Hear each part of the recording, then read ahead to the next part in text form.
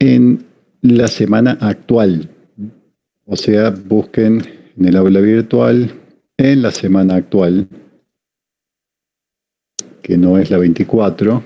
A ver, vamos a buscarlo por acá esto. Semana actual, la que está marcada siempre con la línea azul, la semana que va la semana 26, del 4 al 10 de octubre. Bueno, en materiales adicionales de esta semana, en la parte de sus cursos, o sea, 1K5 o 1K7, están los tres archivos, clases.py, misfunciones.py y S24, E03. Esto hace referencia al ejercicio, semana 24, ejercicio 3, porque ese es el que vamos a hacer, que es este enunciado que ven aquí, administrador de gastos. Es cierto que es de 2 semanas atrás, pero lo busqué porque esto es como lo más parecido que encontré a lo que va a ser el último parcial. Porque hay otros ejercicios, por ejemplo, este aquí de aspirantes está muy bueno, pero este tiene una dificultad extra, o sea, en mi opinión, va a ser más difícil. Este ejercicio es más difícil que el nivel que va a tener el parcial. Y el de empresa de transporte, que también está bueno porque es muy similar a lo que va a ser el parcial, pero nosotros ya hicimos uno parecido porque yo usé este para adaptarlo a un tema anterior, a un tema más viejo. Entonces, por eso agarré el administrador de gastos, el ejercicio 3, en semana 24. Ese es el enunciado. De todas formas, el enunciado también está les decía, en el mismo ejercicio acá arriba, ahí tienen el enunciado. En el archivo, perdón. Mismo archivo, ahí tienen el enunciado. Bueno, ya largamos enseguida. Segundo,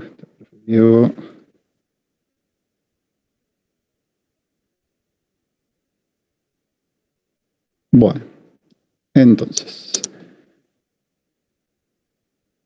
tenemos que, me dice, vamos a leerlo de acá que está un poquito más claro, pero es copiado y pegado el enunciado.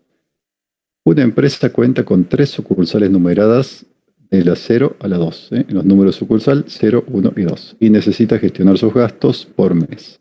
De cada gasto se registra lo siguiente, y aquí tenemos 5 atributos o 5 campos, con lo cual ya nos damos la idea de que va a haber que crear una variable de tipo registro, o sea, un class, para representar esto. Código, descripción, mes, que va de 1 a 12. Ojo ahí, los meses van de 1 a 12 y no de 0 a 11.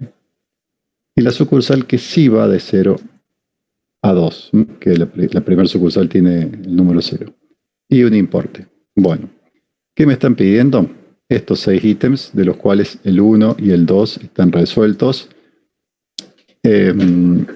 La semana pasada vieron la función que agrega en orden, está aquí metida, la vamos a revisar, pero como que es algo visto, entonces ya la dejé y vamos a centrarnos en los puntos del 3 al 6.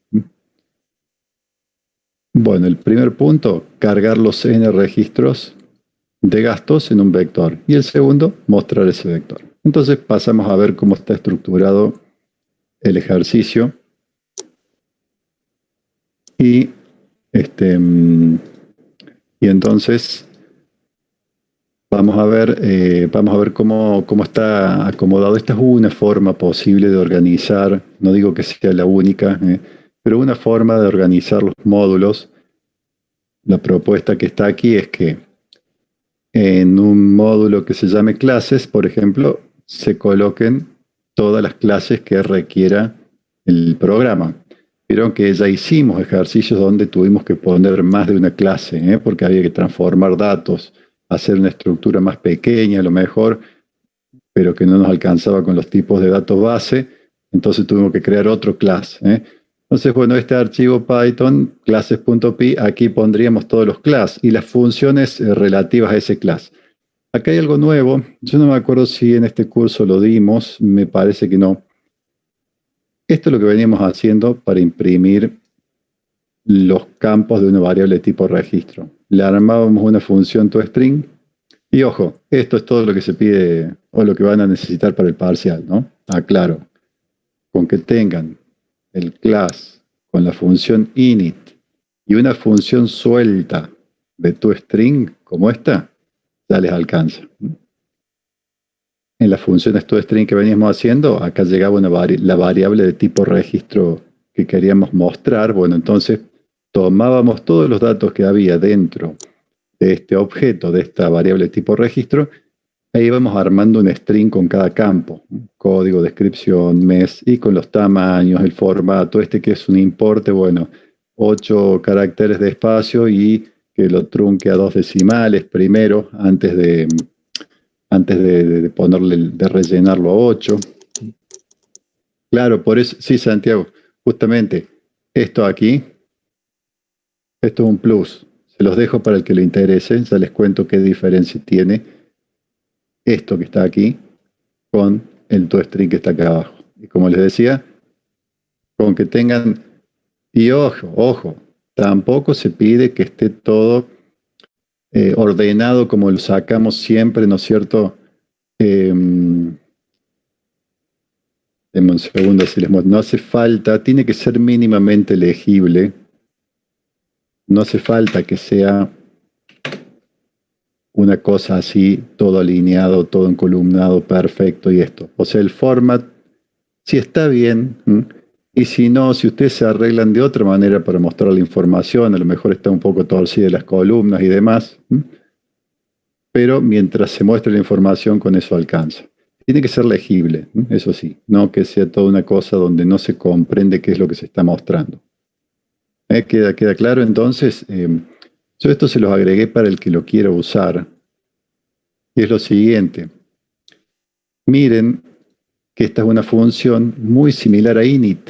Ven que está metida dentro del class. Está tabulada. Está tabulada igual que el init. El init ya queda claro para que lo hace. Y esto sí se lo van a pedir.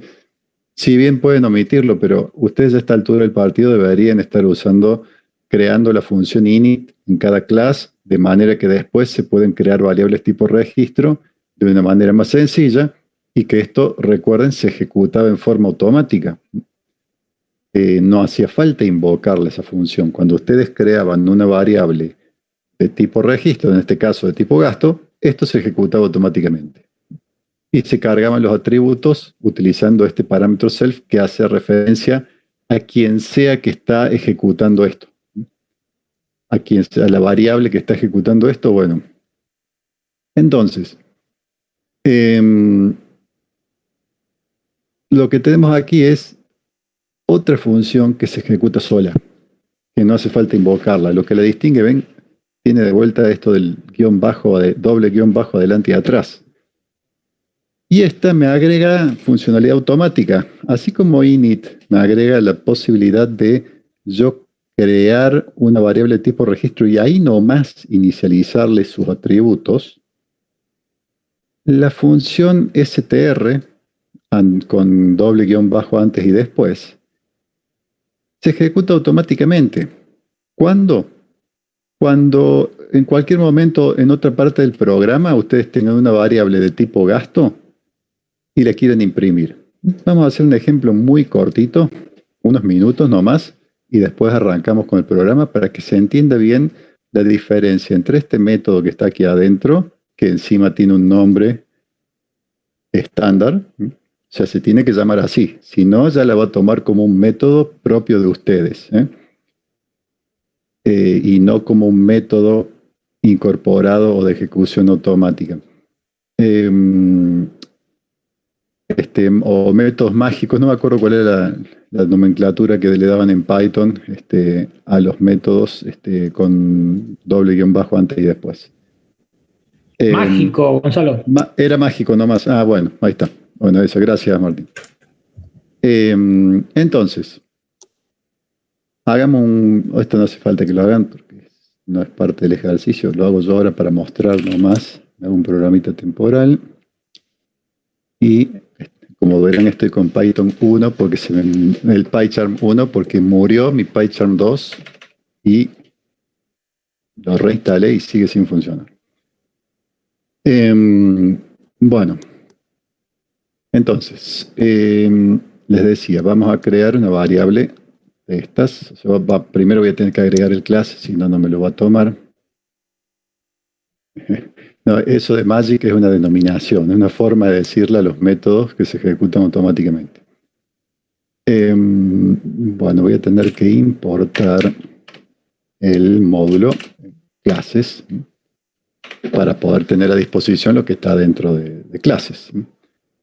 Y bueno, me voy a crear una variable inventada nomás. A ver, G1 igual a clases.gasto.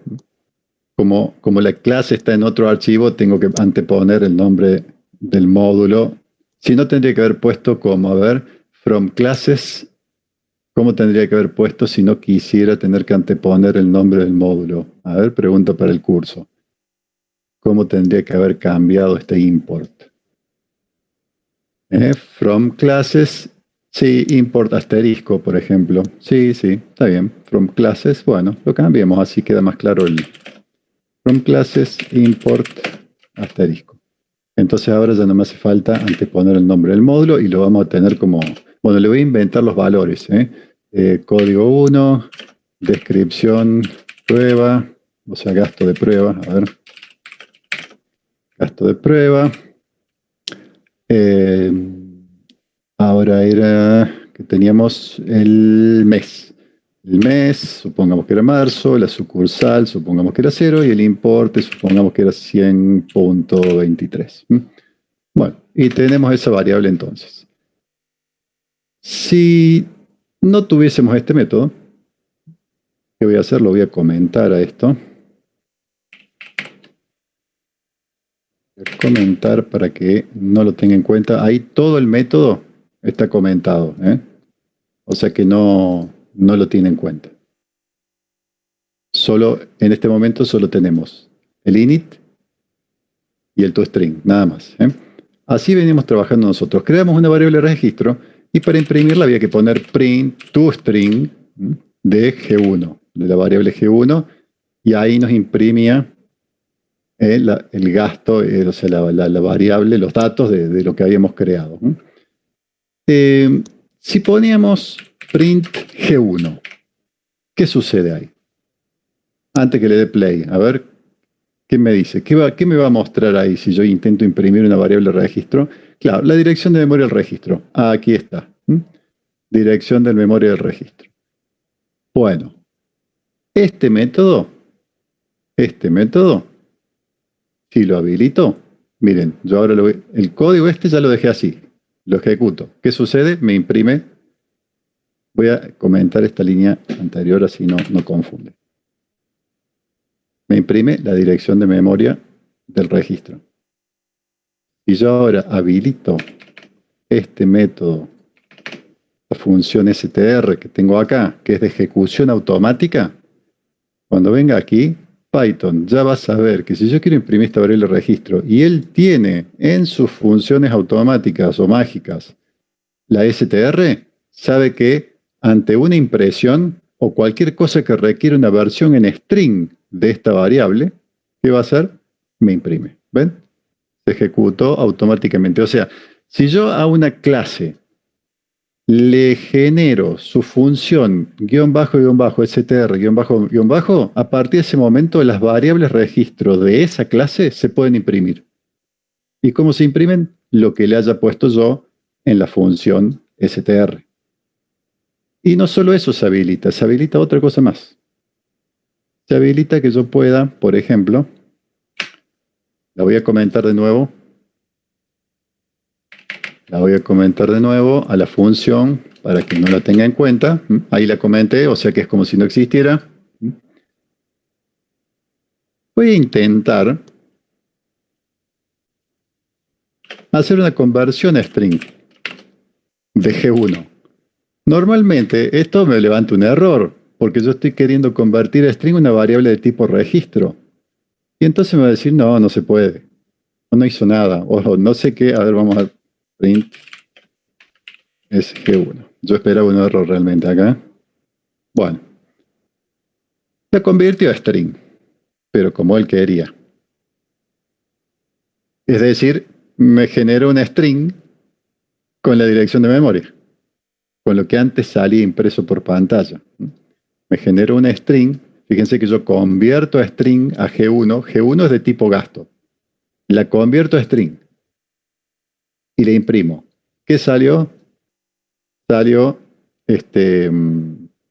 una cadena de caracteres, y esto es una cadena de caracteres, porque si yo ahora agarro, a ver, y le digo, imprimime, a ver, de -1 hasta -10. Bueno, vamos a asegurar, a ver, -15. Vamos a asegurarnos que sea realmente una cadena de caracteres. A ver, no imprime nada, debo haber puesto mal. Perdón, vamos a imprimir de 0 a 10. Primer parte, nada más. Ahí está, ¿ven? Los primeros 9 caracteres. O sea que realmente era un string, porque lo acabo de truncar. Lo acabo de truncar a los primeros 9 caracteres. Entonces, me convirtió a string, pero lo convirtió como quiso él. O sea, la versión en string de la variable G1 quedó como se le ocurrió a Python, que era lo mismo que me venía mostrando antes, la dirección de memoria. Entonces, si yo tengo la función str, ¿qué sucede aquí? Esta conversión ya no es arbitraria como fue recién que Python decide cómo convierte a string, sino que el hecho de invocar a la función str con la que nosotros convertíamos datos a string, me va a convertir G1 a una string, pero como yo le diga, no como Python quiere.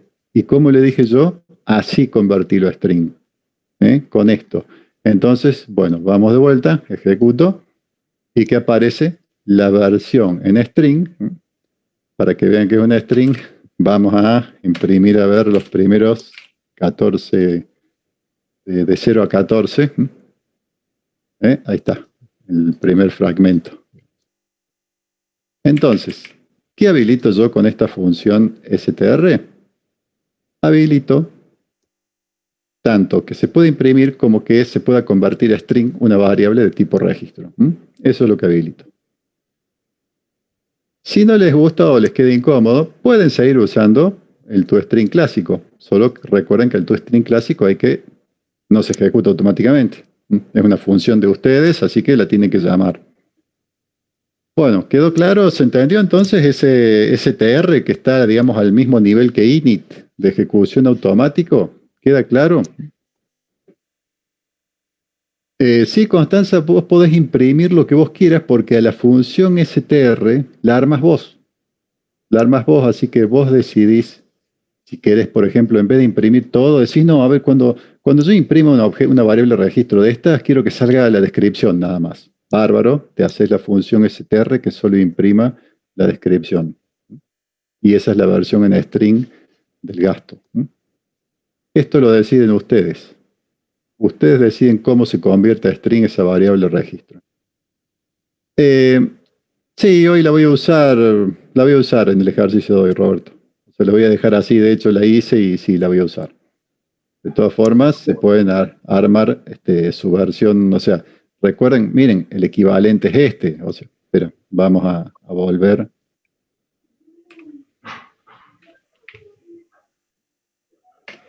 Estas dos líneas hacen lo mismo. Usa la que vos quieras. En el ejercicio, ahora cuando yo lo vaya haciendo, yo voy a ir usando la funcionalidad automática, pero el que no quiere usar la funcionalidad automática y quiere usar el toString, lo único que tiene que hacer es a la hora de imprimir, hacer print toString de G1 en vez de print G1. Listo. Y con eso ya queda. ¿Ven? Perdón, Ahí, Gonzalo, ven. te interrumpo un minuto Sí, después. sí, Diego, decime. Que no sé si ya lo han dicho, pero tanto vos, Gonzalo, como Martín ahí en el chat hablaban de estos métodos son mágicos. Quería contar a los chicos que efectivamente se llaman así en Python. ¿Sí? Si ustedes buscan en internet métodos mágicos de Python, es esto. O sea, realmente el nombre técnico, o sea, fuera de chiste, se le llaman así a estos métodos. En inglés también, en inglés, si lo buscan en internet. Ok, no era jerga, sino que era oficial. Exactamente. Bueno, gracias Diego, gracias por el aporte. Yo a la denominación esa la escuché hace poco, así que no sabía si era oficial o o jerga de programadores. Bueno, ¿estamos, gente? Se me fue como demasiado tiempo ya con el STR. Así que, bueno, y ahora faltaría la pregunta de alguno de ustedes que diga, ¿y esto lo podemos usar en el parcial? Y yo le voy a contestar lo siguiente, lo dimos en clase, así que diría que lo pueden usar, pero bueno, esa era la posición que teníamos con el FED el miércoles a la noche, y lo dimos en clase, así que lo pueden usar. No se vayan a equivocar, eso sí, o sea, si lo usan, que funcione. Bueno, estamos entonces. Vamos con el ejercicio de hoy. El ejercicio de hoy, puntos 1 y 2 están resueltos. Y la estructura, bueno, les decía, tenemos la clase, tenemos mis funciones, que es el mis funciones, solo que le agregué una más que no la vamos a usar. La agregué para que la tengan, para que le interese tenerla acá. No la vamos a usar y no es más que el add-in order, pero es el add-in order para vectores de números enteros. O sea, o sea que no nos va a servir para el ejercicio de hoy, por ejemplo, porque tenemos que, incluso creo que ni lo dice, pero es para usarla. Pero esto es para un vector de enteros. En el ejercicio de hoy, donde dejé ese enunciado, no me dice que al vector de gastos lo cargue ordenado. Pero bueno, ya que está, lo genero ordenado y ya les queda el ejemplo. Pero no usé esta add-in order, porque esta add-in order es la estándar, la misma de la ficha, que lo que hace es agregar ordenado, pero que en un vector de números enteros. Lo más básico, así como teníamos acá el búsqueda binaria, pero para un vector de enteros, el select sort para un vector de enteros. Bueno, como yo les venía poniendo todas cosas de vectores de enteros en mis funciones, les agregué la add-in order, pero para vectores de enteros. La tengo que reiterar después acá en el ejercicio, porque si quiero agregar los gastos en orden, el criterio tiene que ser alguno de sus campos, en este caso el código, que era uno de los atributos que tenemos. No me lo pide el enunciado, aclaro, o sea, el enunciado no dice que haya que cargar los registros ordenado por código, pero este tema de agregar ordenado en el parcial 4 va de cajón, o sea, va, así nomás le digo, por probabilidades de que aparezca, 99,9%. Y ese 0,01 lo dejo librado a que se caiga el aula virtual, en realidad, no a que no esté en el parcial 4 el tema. Así que va. Recuerden, el tema ese se los van a tomar. Bueno, entonces por eso que porque el ejercicio a mí me gustó por el resto de los ítems que tiene, que es muy parecido a lo que les van a tomar en el parcial, y quise usar este ejercicio y le agregué lo que no tenía, que era justamente agregar que el vector de gastos lo genere en forma ordenada. ¿En dónde lo estoy generando el vector de gastos? Bueno, no es este método. Este genera un solo gasto, un gasto aleatorio. Ahí está con los valores según lo que decía el enunciado. El mes de 1 a 12. La sucursal de 0 a 2. Para el importe no había restricciones, así que le mandé importes que van de 1000 a 5000. Y los códigos de 4 dígitos, de 1 hasta 999. Es totalmente arbitrario, no había ninguna regla para los códigos. Y la descripción, como no podía inventar ahora, o si no tendría que haberme hecho una tupla con todas las descripciones y demás, así que le pongo descripción y el código y con eso ya está. O sea, la descripción del ítem tal. Lo vieron recién acá cuando lo ejecutamos a las descripciones que arma. Entonces, tenemos la add-in order, que es idéntica a la que está acá, que esta es la que tienen en la ficha, pero la diferencia es que esta add-in order se basa en el atributo código para generar ordenado. O sea que si ustedes ahora tuvieran un ejercicio que les dijera, arme un vector de variable tipo registro alumno y ordénelo por legajo.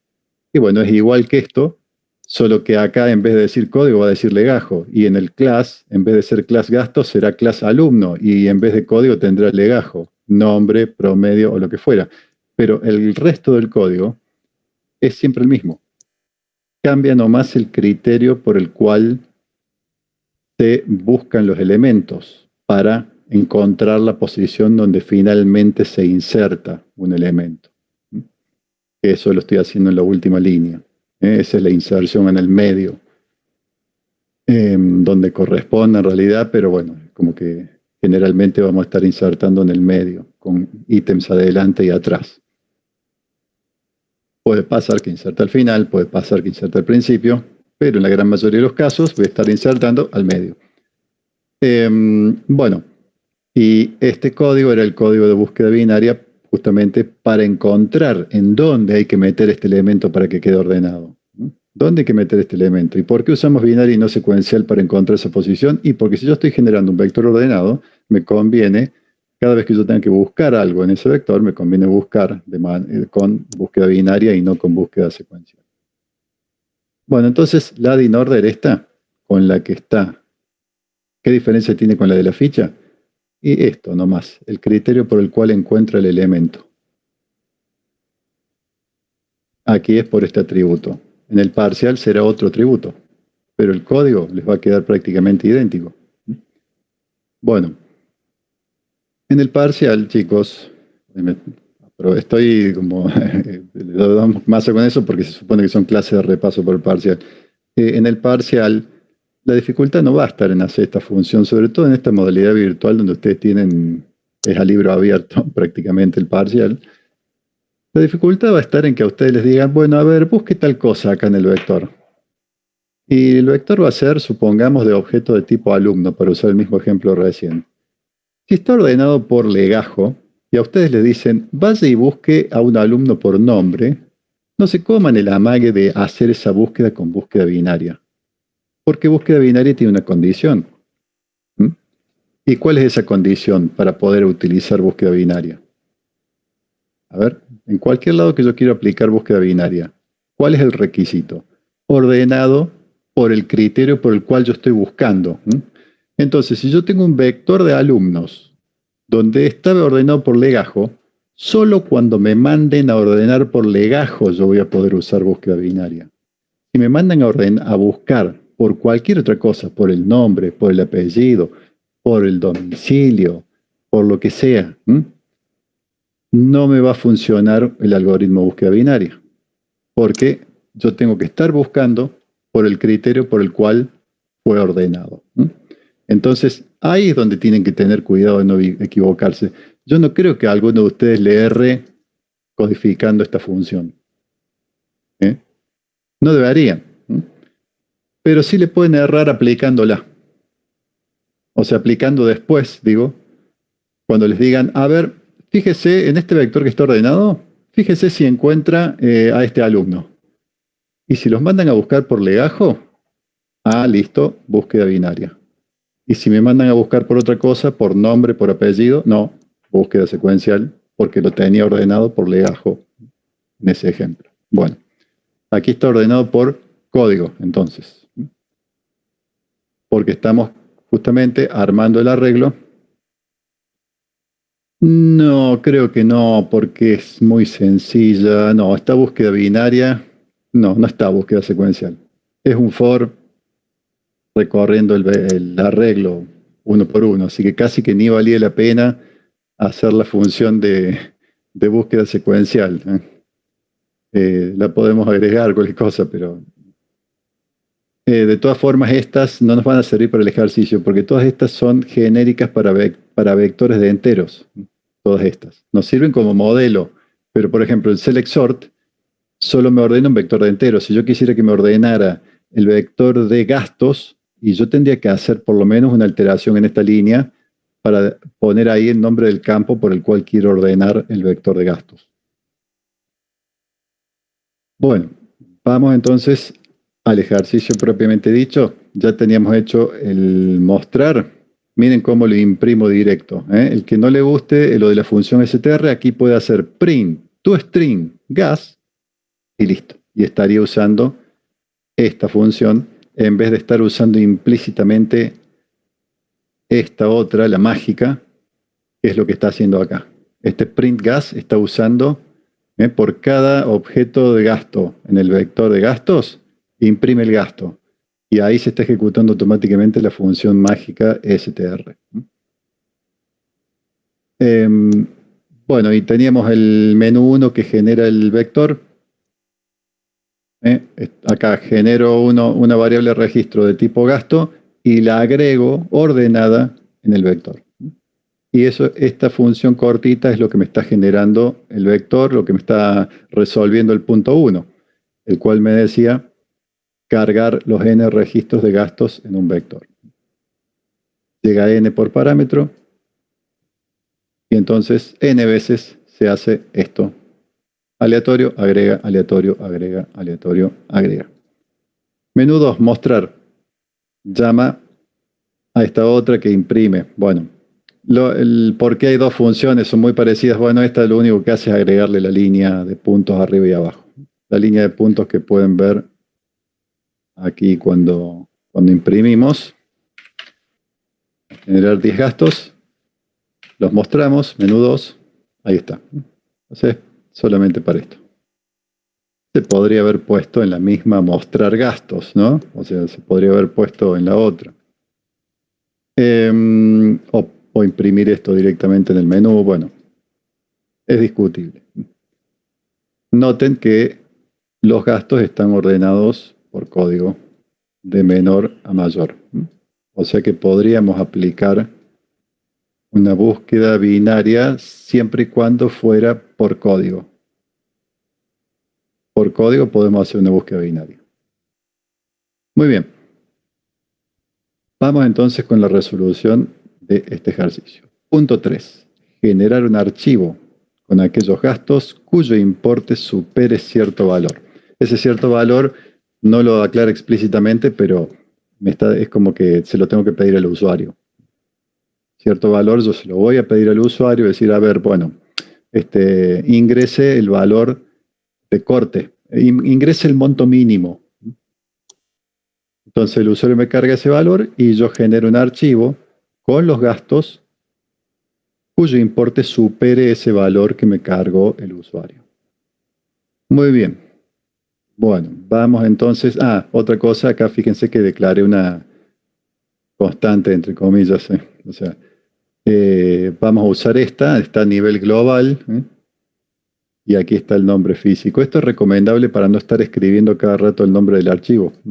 Lo asocio con esta constante y entonces cada vez que necesite el nombre del archivo, uso esta constante en vez de el nombre físico del archivo, que es gastos.dat, que es el archivo binario que voy a generar.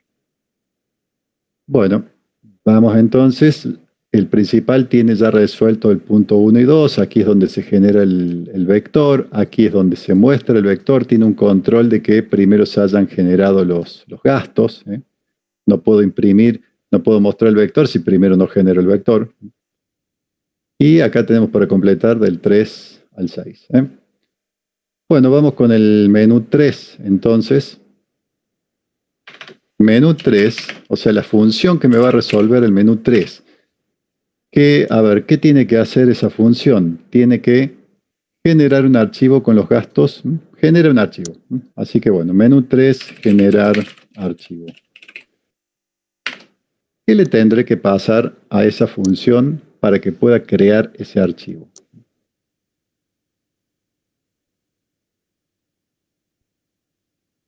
El vector es una, sí.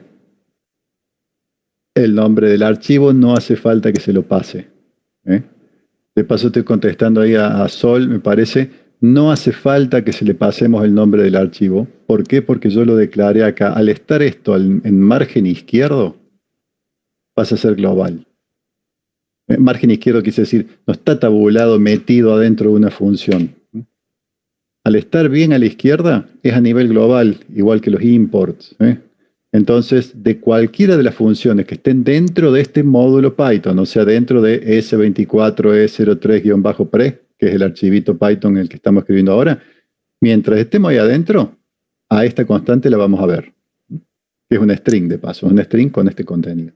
O sea que eso no hace falta pasárselos a la función. Sí, podés usar ese global para el nombre de archivo. Para el nombre del archivo. A ver, Iván, sí, se puede.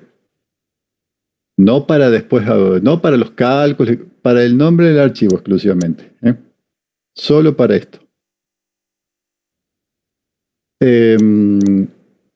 Bien. ¿Y por qué está en mayúscula la variable? Porque por convención en Python las constantes, y si bien yo no puedo especificarle a Python, esto tiene que ser constante, nadie puede venir y cambiarme valor. No lo estoy haciendo porque no tengo cómo, pero por convención se ponen en mayúscula las que yo voy a tratar como constantes. ¿Qué quiere decir que la trato como constante? Que yo este valor no lo toco más. Le establecí este string y a esta variable, que quiero que actúe como constante justamente, no la toco más. No le cambio nunca más ese valor. Entonces pasa a ser una constante. Conceptualmente pasa a ser una constante. Porque yo le asigno un valor y no la toco nunca más. Para estas cosas solamente, chicos. No usen globales para ninguna otra cosa del parcial, usen globales. Para esto, el que quiera, lo puede usar. Y el que quiera pasar el nombre del archivo por parámetro, pase el nombre del archivo por parámetro, ningún problema. Entonces, sí hay que pasar el vector, ¿no? Que es el vector de gastos. A ver, VG vamos a ponerle, el vector de gastos. ¿Y qué más habría que pasar? Nombre de archivo dijimos que no. Pero, ¿qué otra cosa? El valor de corte, o sea, el gasto mínimo. A ver, llamémosle el gasto Gemin. Acá el gasto mínimo. Digo mínimo porque de ahí para arriba es lo que vamos a bajar al archivo. O sea, todos los gastos que superen a ese valor. Entonces digo, este es el gasto mínimo. Ningún gasto que esté por debajo de este lo voy a grabar. Grabo los otros, los que estén por arriba de este. Decía superior, ¿no? Supere. Así que si fuera igual, no lo grabo. Solo lo grabo si supera a este valor. Tiene que superar. Bueno, para grabar un binario, ¿qué estábamos usando? Necesitábamos un módulo más. Necesitábamos del módulo Pickle para grabar un binario. Así que lo agrego acá. Porque si no, no puedo utilizar el método dump para grabar. Por lo tanto, ya lo tengo. Bueno, vamos a abrir entonces una variable que va a ser de tipo archivo, que puede llamarse como ustedes quieran. Yo le pongo arch, pónganle lo que quieran. Y lo vamos a abrir con el método open, que es justamente para asociar una variable en nuestro programa con un archivo físico en el disco. Y acá ya tenemos el nombre del archivo que vamos a abrir, que se llamaba, o sea, que es la variable nombre archivo. Noten que si la empiezo a escribir en minúscula no la encuentra. ¿Por qué? Porque recuerden, Python distingue entre minúscula y mayúscula. Entonces tiene que estar escrito tal cual. Nombre archivo que adentro contiene un string que se llama gastos.dat. Y el segundo parámetro que ustedes necesitan es el modo de apertura. ¿Qué vamos a hacer acá? A ver, ¿quién me dice cuál es el parámetro? Bien, WB. ¿Por qué? W porque vamos a escribir de write. Y B larga porque vamos a grabar un binario. Entonces, W, B larga, porque vamos a grabar un binario. Recuerden que si se llegan a olvidar la B larga, se los va a tomar como texto porque por defecto les toma que es de texto. Así que la tiene que escribir a la B larga.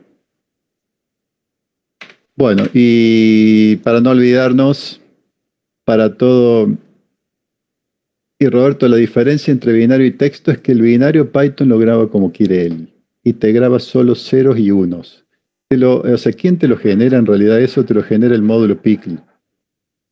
Y el módulo Pickle codifica, vaya a saber cómo, codifica, pero se las arregla para grabarte algo en el disco y que después solo con un programa en Python vos lo podés abrir. Y si yo te grabo ahora un archivo binario con los gastos y lo intento abrir con el Word, con el Excel, con el Notepad, solo voy a ver basura. Después, de hecho, después que generemos el archivo, lo voy a intentar abrir con un Notepad y vas a ver que que no se va a visualizar bien la información, porque en el archivo solo hay grabados, o sea, está grabado de una manera que no es la que espera el Notepad para poder levantarlo ese archivo.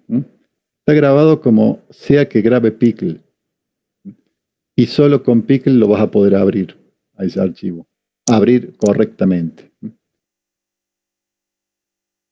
Digamos que ya requiere una comprensión más elevada de lo que es cómo grabar un binario, porque sí tenés cómo abrirlo, pero en ese caso vos deberías conocer exactamente desde qué byte hasta qué byte está cada uno de los campos. Y justamente Pickle te ahorra ese problema.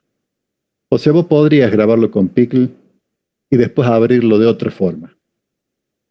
Pero vos en ese caso tenés que conocer, del byte tanto al tanto estaba el código. Desde este byte hasta este byte está la descripción. Desde este byte hasta este byte está la sucursal. Y entonces no te conviene. Esa sería la única forma que vos podés abrirlo con algo que no sea Pickle. Conocer cómo se grabó. Y es un lío. O sea, tener que saber andar calculando bytes para saber en qué lugar está tal campo, tal registro. Bueno, no, no es mágica, pero digamos que se llama serialización, te lo serializa, digamos, se encarga de codificarlo de una forma que después vos lo podés levantar muy sencillo, siempre y cuando uses el método load de Pickle. Bueno, para no olvidarnos acá, lo hago ahora esto del close, para no olvidarme. Es una buena, para no olvidarse del close. Apenas hicieron el open, dejen el close ahí abajo y en el medio, bueno, haremos lo que tengamos que hacer. ¿A qué me llega el vector de gastos? ¿Qué tengo que hacer? Grabar. Entonces, por cada gasto en el vector de gastos, yo voy a grabar, pero voy a grabar si el gasto cumple con una condición. O sea, if gas punto. ¿Y qué campo sería el que tengo que filtrar? O sea, ¿por qué cosas filtro? ¿Qué condición tiene que cumplir un gasto para que yo lo grabe?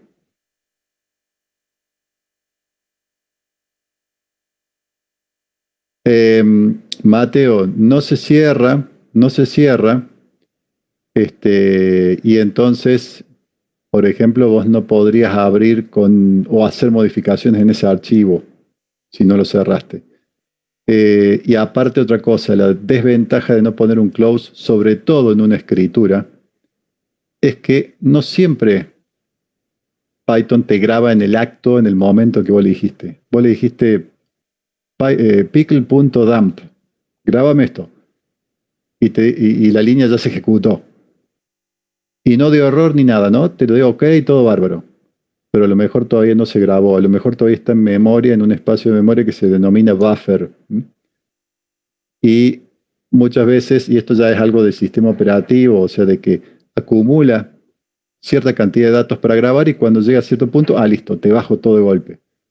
El close fuerza eso, fuerza de que no queden datos colgados.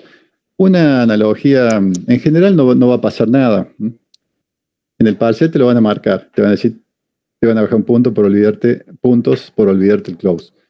En los hechos puede que no pase nada y que no pierdas datos, pero es lo mismo que cuando Windows les dice, te dice, viste, desactivas el dispositivo USB, el pendrive, desactive primero y después retírelo, porque si lo retiras podés perder datos y lo retiraste 99 veces y nunca pasó nada y a la centésima vez perdiste un archivo, bueno, más o menos lo mismo. Lo recomendable es el close. Y si vamos a los hechos de por qué, porque te van a bajar puntos en el parcial si no lo haces. Entonces eso corta la relación entre la variable y el programa y con esto te aseguras que cualquier cosa que esté en ese buffer de memoria que vos ya le diste la sentencia para que se grabe, pero que todavía realmente no se grabó físicamente, con el close te aseguras de que te lo baje de ahí y que se grabe. Bueno, el importe decíamos, ¿no? Entonces gas.importe, el campo era importe, ¿no? Importe, ese era el nombre del campo.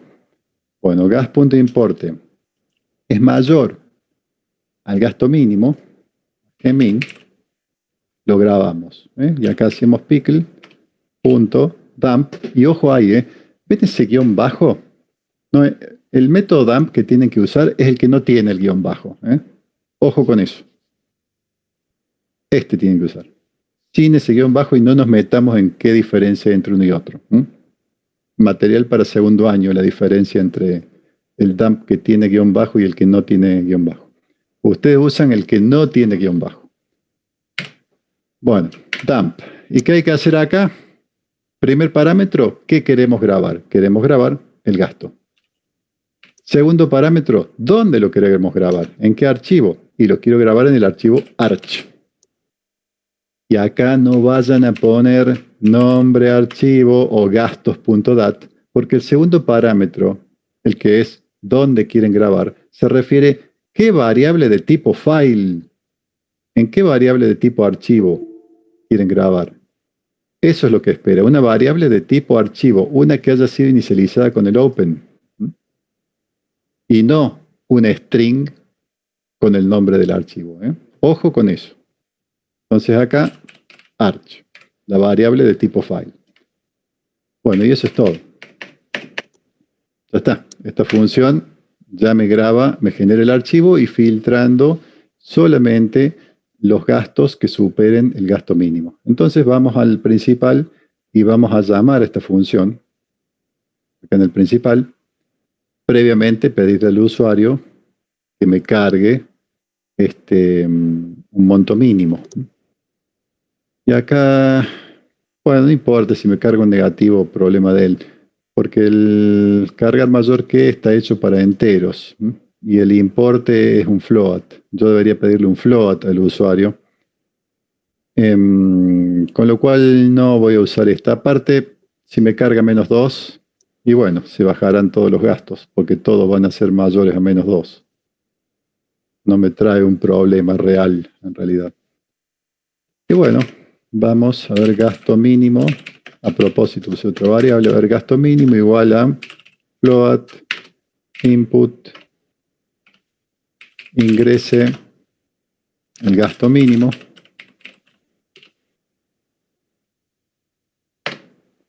Y luego llamamos a la función que hicimos recién, a menú 3 generar archivo. Menú 3 generar archivo, la cual espera recibir el vector de gastos que se llama pec-gas. Me olvidé de mencionarlo antes, no habíamos repasado mucho la función principal. Pero el vector grande, el vector que tiene todos los gastos, es este, pec-gas. Que es el que se genera en forma, con datos aleatorios, perdón, en el menú 1. Bueno, ahora bien, para ir al menú 3, si para ir al menú 2 hacía falta que vaya al menú 1, y para ir al menú 3 también, ahora que me doy cuenta, tiene que haber un vector de gastos, porque si yo le paso un vector vacío ahí, no me va a servir, no me va a grabar nada, no me va a dar error, pero no me va a grabar nada. Entonces, vamos a poner ese control igual que recién, que puede ser así, preguntando si el vector de gastos tiene algo. ¿Ven? El tamaño del vector de gastos es mayor a 0. Y la otra era con un flag, ¿se acuerdan? Ponían un flag en false, cuando el usuario pasaba por el menú 1, ¿qué hacían? Subían ese flag, lo pasaban a true y entonces después en los otros menús iban preguntando. No entiendo la pregunta, Constanza, ¿y qué sería ese 0 distinto de 0? Explica un poco más ahí. Bueno, entonces ahora vamos con, sí, lo voy a hacer igual que en el anterior. Si el tamaño menor a 0 o distinto de 0, el vector. No, yo le pongo mayor a 0, quiero que tenga, nunca podría tener un tamaño negativo. Así que distinto de 0 también te anda. Porque si es distinto de 0, va a ser positivo. Nunca puede ser negativo el tamaño del vector. Así que si querés ponerle vector de gas, o sea, tamaño de vec-gas distinto de 0, también te va a andar. También te va a funcionar, porque nunca va a ser -3, por ejemplo, el tamaño de ese arreglo, de ese vector.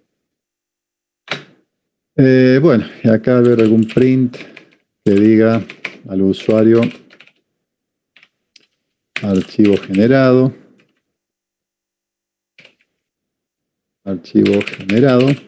como para que sepa que pasó algo.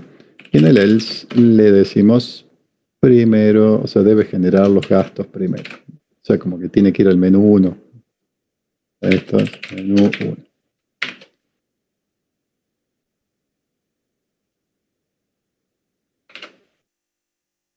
Bueno, igual que recién entonces. Si hay algo en el vector de gastos, hacemos todo lo que hay que hacer, grabar el archivo, filtrar, etc.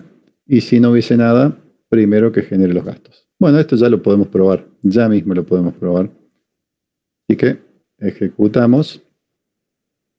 Y voy a probar justamente ir al menú 3, generar archivo de gastos, sin haber ido por el 1. Y tal cual me dice, debe generar los gastos primero. Bueno, vamos entonces al menú 1, a ver que me genere 10 gastos.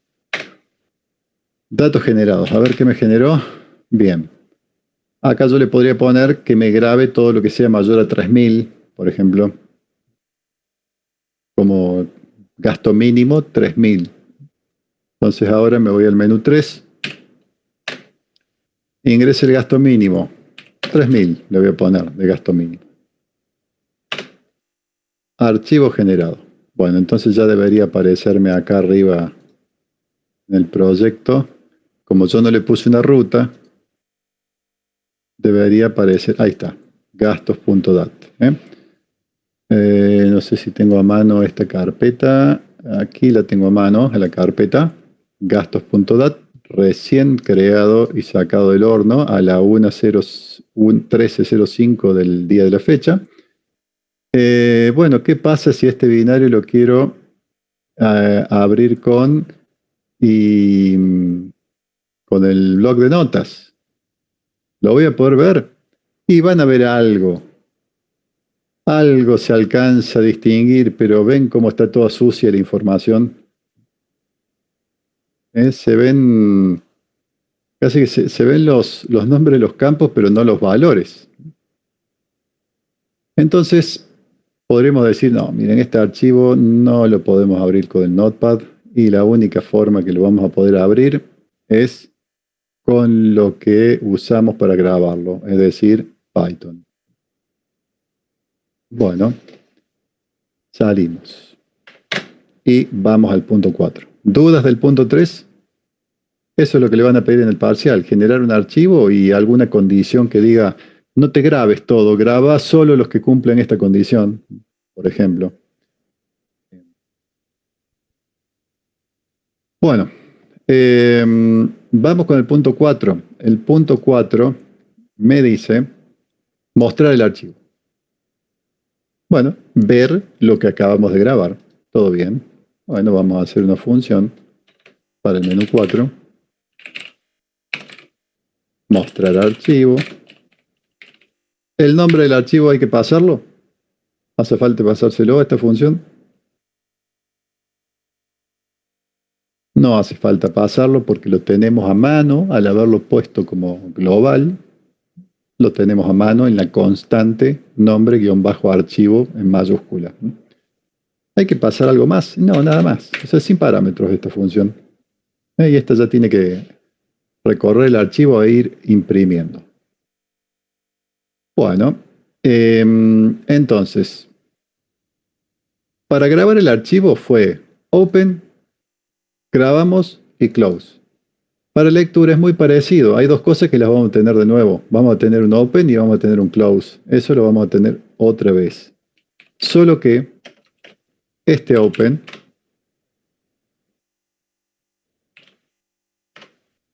¿por qué que la 2, Guadalupe? O sea que el menú 2 muestra el vector. Ahora vamos a mostrar el archivo. Y la modalidad de apertura es RB, porque yo ahora voy a leer. R de read. Y B de binario. Voy a leer un archivo binario. Entonces el modo de apertura es RB. Ya después vemos el tema del control de si el archivo existe o no. ¿Por qué esta línea? Si el archivo gastos.dat no existiese, esta línea me da un error.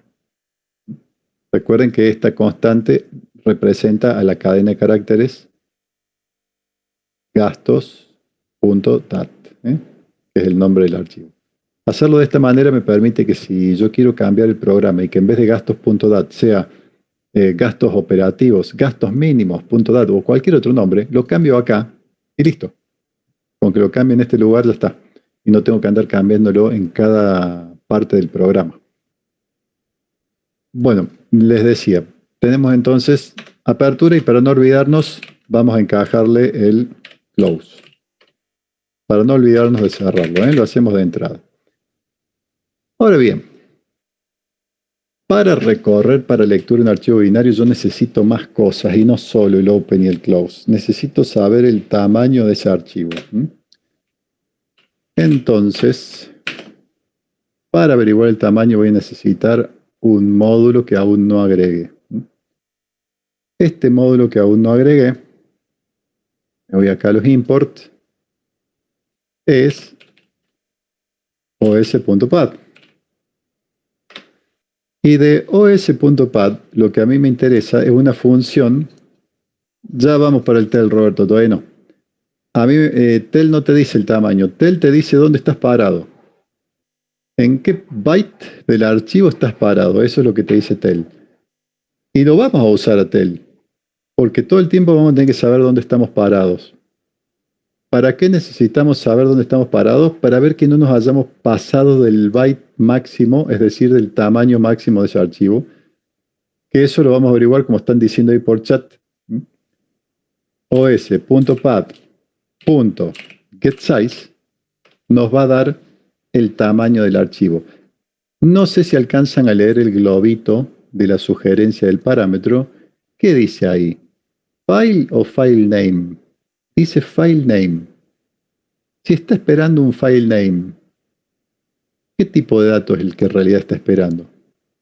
A ver, ¿quién me contesta eso? ¿De qué tipo de dato es el parámetro que está esperando ahí? Sí, como valor nombre de archivo, Lucas, está bien, pero es una string, a eso iba. Está esperando una string y no una variable de tipo file. Eso tienen que tener bien la distinción. Cuando les pide algo de tipo file, les está pidiendo una variable de tipo archivo, como por ejemplo arch. Y cuando les dice file name, no les está pidiendo una string con el nombre del archivo. Y yo tengo un string con el nombre del archivo, como decía Luca, esa constante que tengo declarada más arriba. Entonces, sí, tráeme el tamaño de este archivo. Y eso lo voy a tener guardado acá en bytes. El tamaño en bytes de este archivo lo voy a tener acá. Sabiendo de dónde no me tengo que pasar, yo ahora lo que voy a hacer es un ciclo while leyendo de a registro, controlando siempre de que el lugar donde esté parado, que eso me lo dice el método tel, no supere a tamaño. Entonces, primero hacemos una lectura. Vamos a leer un registro. Cuando yo leo un registro del archivo, ¿qué me va a devolver? Y una variable de tipo registro gasto. Es una variable de tipo gasto. Eso es lo que va a venir. ¿Cómo sé yo que viene de tipo gasto? Y bueno, porque, miren, estuve grabando variables de tipo gasto. Cuando hice write, estuve grabando variables de tipo gasto. Entonces, cuando haga read, ¿qué va a venir del archivo? Variables de tipo gasto. Bueno, entonces, gasto es igual a pickle.load y miren la sugerencia de parámetro que dice file, nos dice file name. Entonces lo que yo tengo que pasar ahí es la variable ¿cuál? Pregunta. Arch, correcto. Que arch es la que es de tipo file. Bueno, hice una lectura. Entonces, ¿qué le voy a decir acá al ciclo? Bueno, que mientras arch.tel Este me dice, no hace falta que guarde el resultado de tel de una variable. No hace falta, lo pregunto ahí en el momento. Arch.tel me dice en qué byte estoy parado. Seguramente no voy a estar parado en el 0, porque ya hice una lectura. Entonces, eso solo pasaría si el archivo está vacío. Si el archivo está vacío, podría pasar de que en la primera lectura yo ya esté, o sea, si el archivo mide 0 bytes, y ya en la primera lectura me va a dar de que tel no es menor a quién. Pregunta para el curso. A tamaño. Entonces, mientras no nos hayamos pasado de la cantidad de bytes que podemos leer, porque si el archivo mide 2048 bytes, y yo no puedo leer el byte 2049, porque no existe. Entonces, mientras el lugar donde estoy parado no me haya pasado de largo del tope que tengo para recorrer de ese archivo, yo puedo seguir leyendo. Ahora bien, ¿cuál es el problema? Si yo reitero esta línea aquí mismo, ¿quién me dice qué problema, qué pasó ahí? Ahí cometí un error. ¿Cuál es el error que acabo de cometer si yo leo ahí nomás un registro dentro del while? Exacto. Bien Francisco, me comí el primer registro. No lo procesé. No lo mostré. Yo tenía que mostrarlo a lo que estoy leyendo. Y este que leí afuera, que era necesario leerlo afuera, porque yo no puedo evaluar esta condición si primero no hago una lectura.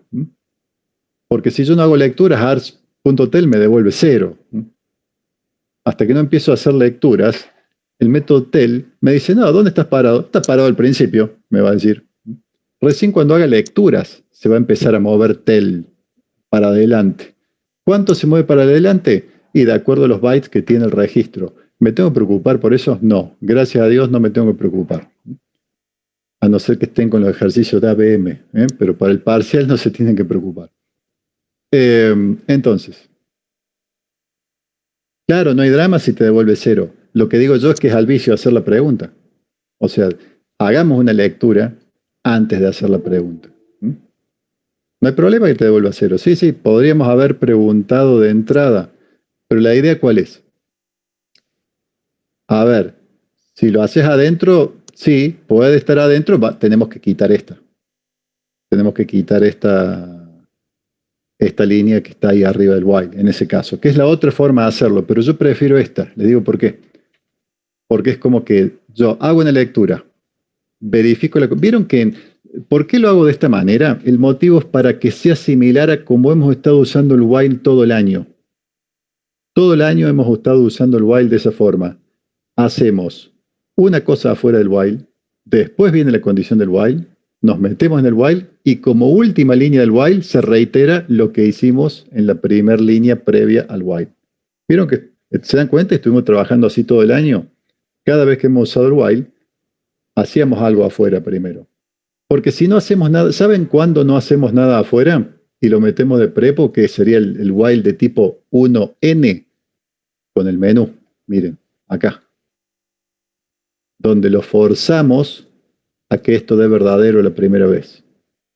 Pero normalmente en todos los otros ejercicios siempre estuvimos haciendo while de tipo 0n. While de tipo 0n, donde yo hacía primero, hacía una lectura de un número, lo que sea, después verificaba la condición y después, como última línea, pedía otro número más.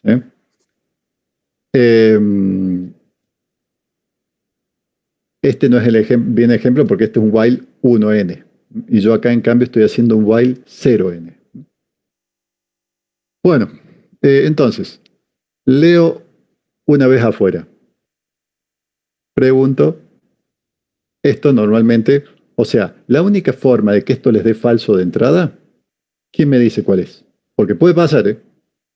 ¿Cuál sería la única forma que nos dé falso de entrada?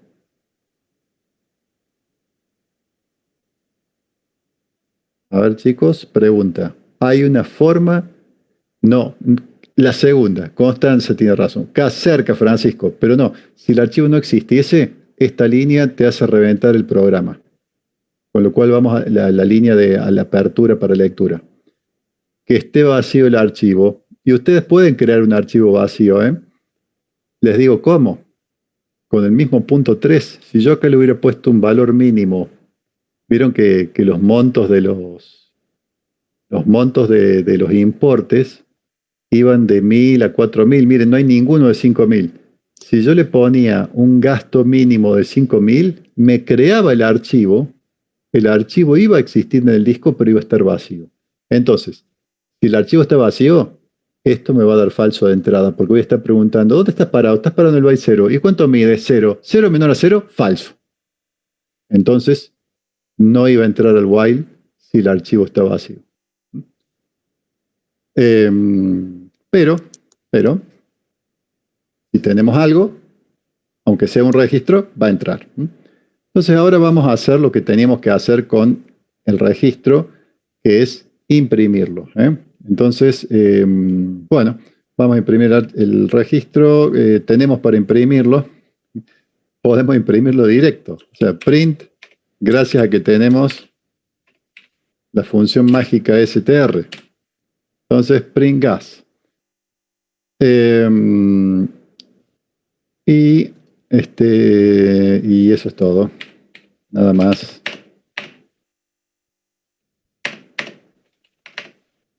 Eso es todo. Abrimos para lectura. ¿Y cómo prevenimos esto de que reviente el programa si el archivo no existe? Vamos a hacer una cosa, a ver. Voy a borrarlo. Voy a borrar. Ahí lo borré. ¿No? Vamos a ejecutar y me voy a ir todavía no llamé el menú 4. Vamos a hacer acá. No le puse ninguna medida de seguridad. Claro, sí, Francisco, eso lo voy a hacer acá. Lo voy a hacer acá en el principal, en el menú. En el menú voy a hacer eso de preguntar si el archivo existe. Tengo la alternativa de, por ejemplo, hacer un flag para el menú 3 y preguntar si el flag del menú 3 es verdadero, o sea, el usuario pasó por el menú 3, también puedo hacer eso. Pero es más simple preguntar si el archivo existe. De paso, si fue generado en una ejecución del programa, corto el programa, salgo, apago la máquina, vuelvo otro día, el archivo sigue estando. Entonces yo podría ir directo al menú 4 a mostrar el archivo. Entonces, ahora, ¿qué va a pasar? Y si yo ahora ejecuto el programa y me voy directo al menú 4, me va a dar un error de archivo no encontrado. ¿Dónde está? Aquí está. El sistema file not found, esa es la excepción. Y la descripción es, el sistema no puede encontrar el archivo especificado, gastos.dat. ¿Por qué no lo encuentra? Porque no existe, lo acabo de borrar. Bueno, si lo quiero generar, vamos entonces a cargar arreglo de gastos, cargame 10 gastos, mostrame esos gastos. Como ven, no hay ninguno mayor a 5000, porque así está puesto el random, que ninguno pase de 4999. Vamos a generar el archivo, pero en el valor mínimo le voy a poner 6000. Con eso me va a generar el archivo, pero el archivo va a estar vacío. Archivo generado. Ya va a aparecer acá en breve, acá demora en actualizar, pero ahí está, ahí apareció. Vamos a verlo en la carpeta. Gastos DAT generado de la 1 y 22. Miren, 0 KB. No sé si se alcanza a ver ahí, pero 0 bytes el archivo. ¿Existe? Sí existe. ¿Tiene algo? No tiene nada. ¿Lo podemos mostrar? Sí, lo podemos ir al menú 4 y no va a pasar nada. Menú 4, mostrar archivo, error. A ver, run out of input. En EOF error. Bueno, yo daba como que esta línea iba a pasar, o sea, como que no iba a dar error esto e iba a funcionar bien. Se ve que ya la misma línea que estoy haciendo acá me está tirando un error en caso de archivo vacío y eso no me gusta nada. Con lo cual, a ver, segundo. La línea que tiró el error es esta, línea 103. Debe ser la que está justo encima del while. Bueno, entonces con lo cual vamos a tener que reconsiderar hacerlo de otra forma. Sí, 103. Esta línea da error cuando el archivo está vacío. No me gusta nada, porque yo lo que hubiera preferido es que no dé error, sino que no muestre nada. Pongo menú 4, ver. Si el archivo está vacío, no veo nada, no quiero que me dé error. Entonces vamos a replantear esto. Porque aparentemente, ¿vieron lo que pasó, chicos? Dio error este load cuando el archivo está vacío. Entonces, vamos, no me acuerdo ya del chat quién era el que dijo, hagamos primero el while, pongamos primero entonces la condición del while, para que me controle de si realmente tengo algo para leer. Lo cual va a implicar que yo voy a tener que invertir el orden de estas líneas. Claro, porque miren una cosa. Yo pongo el while primero y no puedo tener el print antes que el levantar. Entonces con eso estoy preguntando, ¿tengo algo para leer? ¿Tengo algo para leer? Y si tengo algo para leer, léelo. Imprimilo y vamos al siguiente. ¿Queda algo para leer? Bueno, este debería funcionar incluso con... Sí, también, Lucas, muy buena idea. Muy buena idea, de paso mejoras la interfaz, ¿no es cierto? Si acá fuera 0, porque uno puede agarrar y devolver un mensaje más preciso, diciendo el archivo está vacío, que es más prolijo a que el usuario te diga, bueno, vamos a hacerlo así, pero el tema es que ya se me complica por el hecho de que hay que meter algún return para contestar eso al main, al principal, para que el principal sepa de que el archivo está vacío y te muestre ese mensaje, porque si no tengo que meter un print acá adentro y eso ya no me gusta. Vieron que estamos tratando de evitar de meter inputs y prints en cualquier lado que no sea el principal. Vamos a ver con esta modalidad. Por ahí no sea muy prolijo de que... Si no, esta pregunta la podríamos hacer también y ahí ya no habría ningún problema, en el menú principal. Preguntar primero si está vacío, primero si existe. Si existe, después preguntamos, ¿está vacío? Y si está vacío, le damos ese mensaje al usuario. Podríamos meter todo junto y decir, mira, ¿el archivo no existe o está vacío? O sea, hacer todo en una sola pregunta. Ya vemos. Ahora vamos a ver, lo que me quiero quedar tranquilo yo es de que esto no me dé error ahora. Que no me dé error con el archivo vacío. Está bien, no me va a mostrar nada, pero no me tiene que dar error. Ahí está. A eso iba. Bueno. No dio error y no me muestra nada. Con lo cual, por el lado de la función la dejamos así entonces. Porque esto me parece más prolijo. Más allá de que ahora en el principal podemos saber si el archivo está vacío, todo lo que quieran.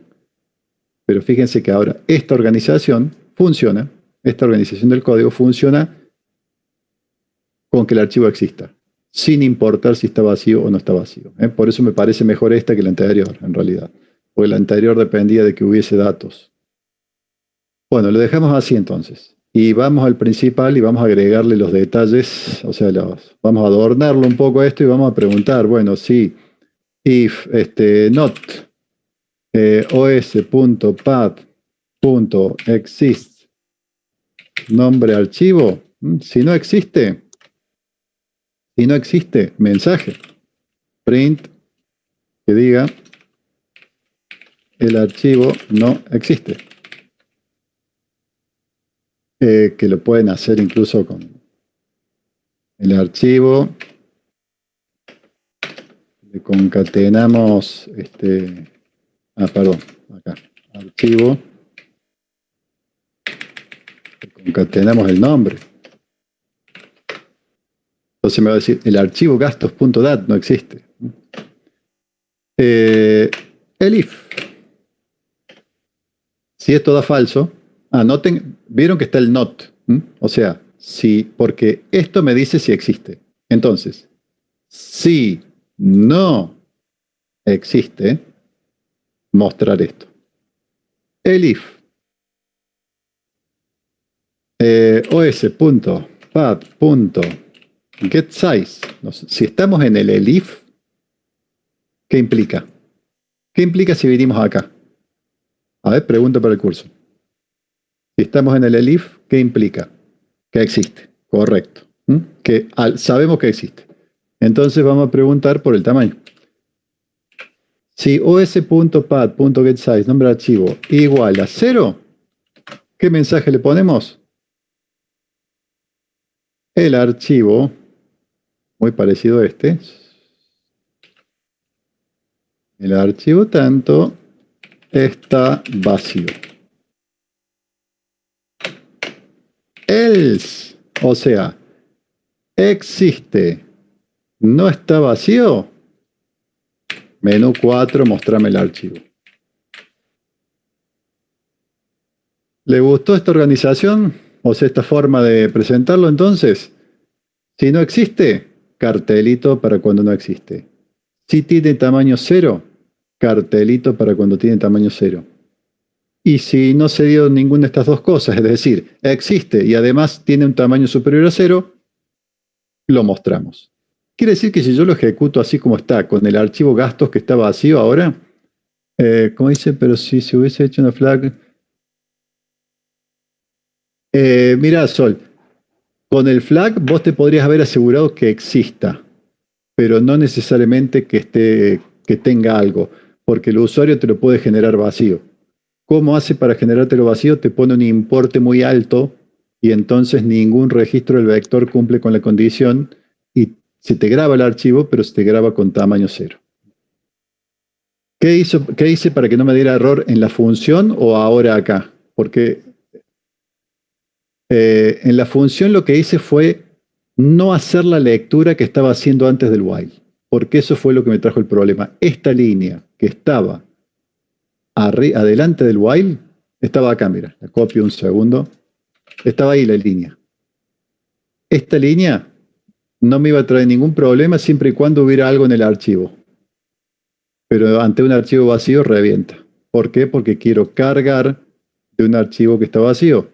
Entonces, no me acuerdo del error que me puso, era, te falta input, algo así decía. Te están faltando datos, básicamente. No hay nada para cargar. Por eso es que la quité y puse el while primero.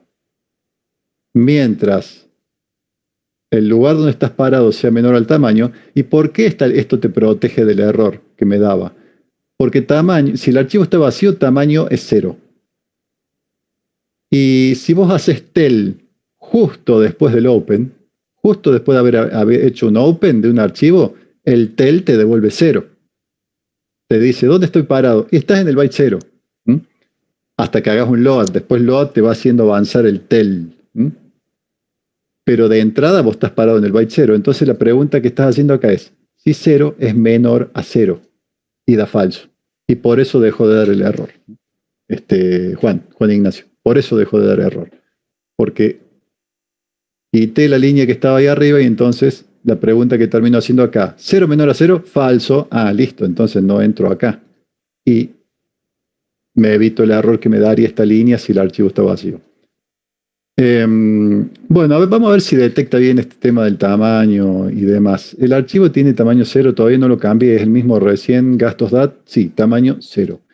Bueno, me voy directo al menú 4. No me tiene que decir que no existe, me tiene que decir que está vacío. Ahí está, miren, el archivo gastos.dat está vacío. Joya. Y como una prueba del otro if que puedo hacer, voy a venir, lo voy a borrar a mano. Elimino gastos.dat y voy a ejecutar de vuelta. Ni siquiera tendría que haber ejecutado, lo podría haber, no hace falta que cortar el programa. Podría haberlo borrado por atrás y volver, intentar ir al menú 4 otra vez. Menú 4. El archivo gastos.dat no existe. Bueno, correcto, funciona esa parte. Ahora solo nos falta ver si lo muestra bien. Para poder ver eso, va a haber que grabar. Hay dos instancias ahí, perdón.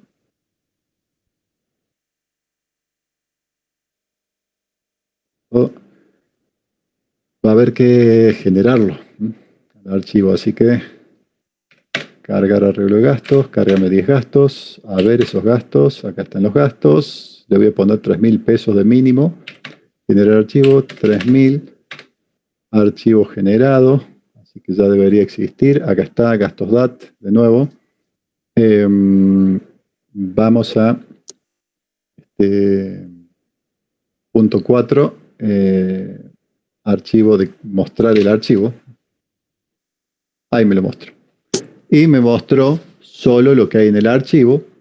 Y fíjense que se fueron. Ven que acá tenía yo montos. En el vector tengo montos menores a 3000, pero en el archivo no. En el archivo son todos, me filtró, me grabó solo los que son mayores a 3000. Bueno, funciona. Me andan las tres opciones, todo probado. Vamos al punto siguiente. Por una cuestión de tiempo, al punto 5 lo voy a resolver literalmente. Generar una matriz de acumulación a partir del archivo generado en el punto 3, que representa el gasto total por mes y sucursal. Gasto por mes y sucursal. Los meses son 12, las sucursales son 3. Así que me convendría, yo lo haría con las sucursales como filas y los meses como columnas. Sí, la parte del menú de validaciones, ahí la dejo un segundo en pantalla. Ahí está. De todas formas lo voy a subir a esto, Roberto. Lo voy a subir después de la clase. Bueno, vamos a hacer una matriz donde las filas van a ser las representadas por las sucursales. Es decir, que voy a tener fila 0, fila 1 y fila 2. Y las columnas van a ser los meses. Los meses van de 1 a 12, pero yo no puedo hacer columnas de 1 a 12. Puedo hacer columnas de 0 a 11. Ojo ahí. Entonces voy a hacer columnas de 0 a 11 y después le haré el -1 y el +1 que corresponda para poder grabar. Le decía que lo iba a tomar literal porque me dice, genera la matriz, no me dice que la muestre, así que la voy a generar y no la voy a mostrar. Bueno, vamos, la genero y se la devuelvo al principal. No me pide que la muestre, así que no la voy a mostrar. -5, generar matriz. Bueno, parámetros que le tengo a partir de, a ver, ¿qué me decía el enunciado? A partir del archivo. Con lo cual, no es a partir del vector. Sí, lo del -1, Franco, bueno, ahí lo voy a comentar ahí cuando lo hagamos. Una matriz de acumulación a partir del archivo generado en el punto 3. O sea que yo voy a tener que volver a leer el archivo, porque la matriz hay que generarla, claro, con el archivo de los que superaron el mínimo. Es decir, que la matriz no sale del vector, sino que sale del archivo. Tengan ojo también con los... lean bien los enunciados del parcial, porque ahí les va a decir bien clarito, genere esto sacando los datos de tal lado. Tengan cuidado acá. En este ejercicio acá me dice, genere la matriz en base al archivo. Con lo cual, si yo lo hiciera con los datos del vector, estaría mal. Bueno, entonces vamos a precisar parte de este código. Venga para acá. Estamos en modo me pasé de hora. Y acá en vez de imprimir yo voy a tener que generar la matriz, con lo cual necesito una matriz, así que voy a hacer matriz igual a... ¿Cuántas filas dijimos? Dijimos 3 filas. 3 por... Ahora le voy a encajar un nombre. Recuerden que yo no los hago por comprensión. Me gusta la forma clásica esta. For i in range de matriz, tamaño de matriz, por cada elemento voy a hacer mat sub i igual a, ¿y cuántos meses tengo? 12 meses. ¿Y qué tenía que, qué había que hacer en esa matriz a todo esto? Matriz de acumulación, el gasto. Eso es lo que hay que acumular, el gasto. Por lo tanto va a ser una matriz de floats. Una matriz de floats. Por eso el 0.0. Una matriz de floats. Si la hacen con el 0 del int no pasa nada, porque cuando le acumulen un 1,5 ya se los convierte a float, así que no pasa nada. Bueno, esto es para crear la matriz y ya inicializada. Tenemos una matriz de 3 filas, 12 columnas, A ver quién me había preguntado antes lo del -1. Estoy buscando en el chat. ¿Quién era? ¿Dónde está el -1? Franco, sí. Nota lo siguiente. Si vos haces una matriz que tiene 12 columnas, los subíndices de esas columnas van de 0 a 11 y no de 1 a 12. Acordate de eso. Los subíndices de las columnas de la matriz van de 0 a 11. ¿Por qué? Porque le dije que me haga 12 columnas. Si yo le pido 20 columnas, las etiquetas de las columnas van a ir de 0 a 19. Si yo le pido 10 columnas, van a ir de 0 a 9. Y si le pido 12, van a ir de 0 a 11. Eso es ley de Python y de cualquier otro lenguaje. Entonces, o casi todos los lenguajes. Entonces, yo voy a tener 3 filas cuyos índices van a ser 0, 1, 2. Pero ahí está bueno porque las sucursales justamente van de la 0 a la 2. Me viene bien. Pero como los meses van de 1 a 12, yo hice 12 columnas, pero las etiquetas o subíndices de esas columnas van a ir de 0 a 11. Dato a tener en cuenta y ahí es donde interviene el -1. Bueno, y tengo que acumular los montos, así que leo un gasto del archivo, pero en vez de imprimirlo como hice en el ítem anterior, no, voy armando la matriz de acumulación. Entonces, fila, lo voy a hacer en varias líneas, cosa que se entienda. Fila de dónde sale, de gasto, punto, sucursal. Esa es la fila. Y la columna, a donde yo voy a acumular el importe, ¿de dónde sale? De gasto, punto, mes. Pero ¿qué pasa? Que el dato del mes, y miren los ejemplos que tengo acá. Bueno, este no es un buen ejemplo, a ver, justo no tengo ningún 12, pero podría tener. O sea, los meses van de 1 a 12 y yo lo tengo que almacenar en columnas que van de 0 a 11. Entonces acá, Franco, es donde tengo que hacer el -1. Porque si no, cuando llegue algo de diciembre, si yo no le pongo esto, voy a estar intentando guardarlo en la columna 12 y la columna 12 no existe.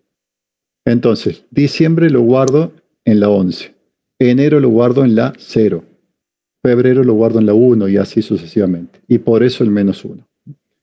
Entonces ya tengo en qué fila y en qué columna voy a acumular el importe.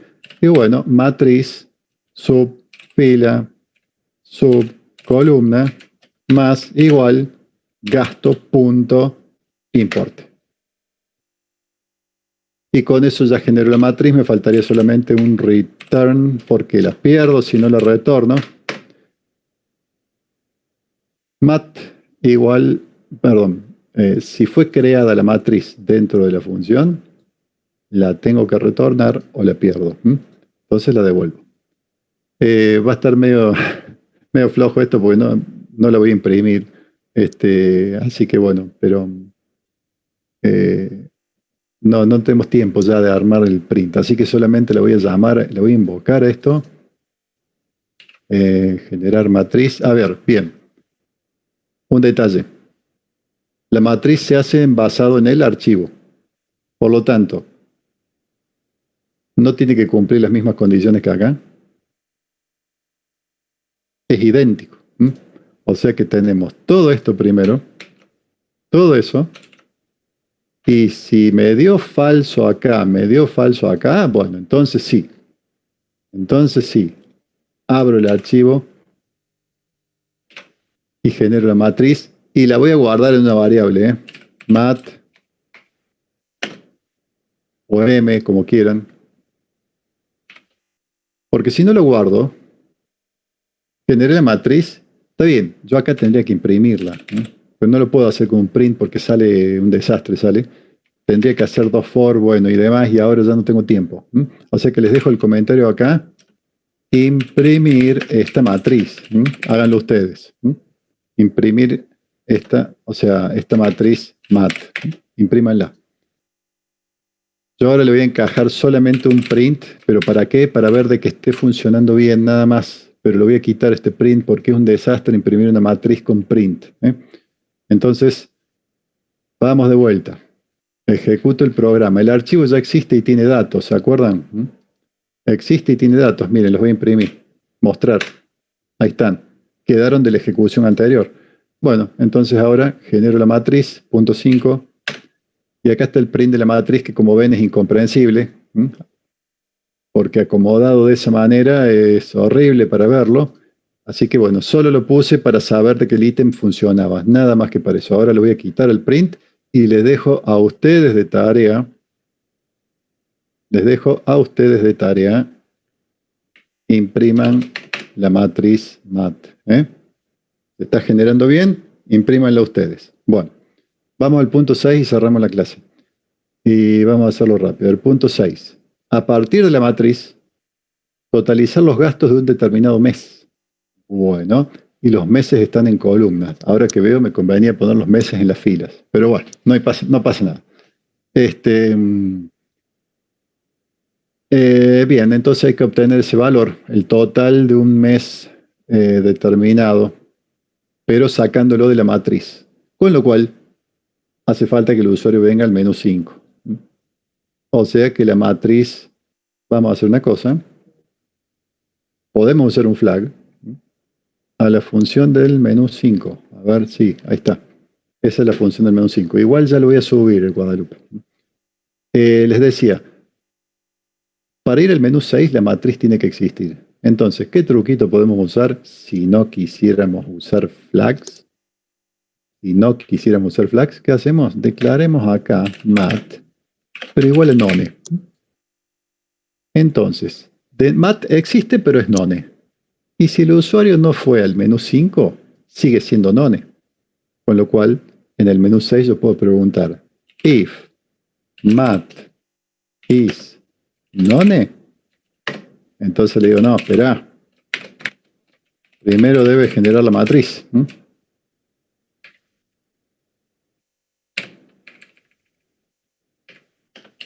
Podría haber usado un flag para el menú 5. También.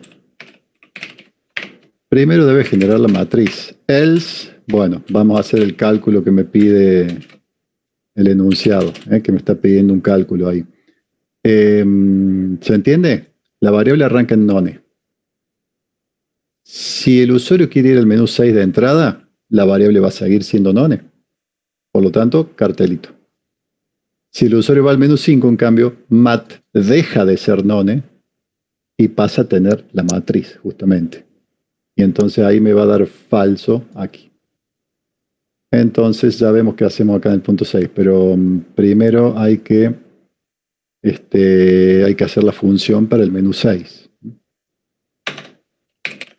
Menú 6, totalizar mes. Totalizar mes. Bueno, el mes, un mes determinado, decía, va a haber que pedírselo al usuario. Sí, va a haber que pedírselo al usuario. Entonces, acá le vamos a pasar la matriz y le vamos a pasar el mes. El mes para el cual, el mes que hay que sumar. Bien, hay que hacer un recorrido. Pero este es un recorrido simple porque hay que recorrer una sola columna. Vamos a hacer de cuenta que el mes está bien. Que el mes está bien. Y que no me pasaron el mes 15. Que acá viene un valor entre 1 y 12. Vamos a hacer de cuenta eso. Que acá viene un valor entre 1 y 12. Esa validación la vamos a hacer en el principal. Bueno, asumimos que está bien y asumimos que mat tiene la matriz. Entonces, tenemos que acumular los gastos. Entonces, a ver, total igual a 0.0. El acumulador total, acá. Lo declaramos, es lo que hay que devolver después, ¿no? ¿Y qué hay que hacer acá en este recorrido matriz? Hay que recorrer una fila, hay que recorrer una columna, hay que recorrer toda la matriz. Pongo de vuelta el enunciado. Totalizar los gastos de un determinado mes. Solo hay que recorrer una columna. Y acá, ojo en el parcial, no cometan el error de recorrer toda la matriz con dos for y adentro ponerle un if que diga, estoy parado en la columna que me pidió el usuario. Porque eso les van a bajar un montón de puntos si hacen eso. Porque es procesamiento al vicio. Es recorrer toda la matriz un montón de if. Por cada celda van a estar preguntando, ¿esta celda es de la columna 4? ¿Esta celda es de la columna 4? No, vayan y recorran la columna 4 y nada más. Y eso lo hacen con un solo for. Entonces, acá me llega el mes. Lo único que tengo que tener en cuenta, y lo voy a hacer acá bien explícito, es que al mes, vamos a poner acá, columna. Si a mí me dicen, totalízame el mes 8, ¿en qué columna está el mes 8? Pregunto, ¿en qué columna está el mes 8? En la columna 7. Entonces, mes menos 1. Y ahora hago un solo for. Un solo for.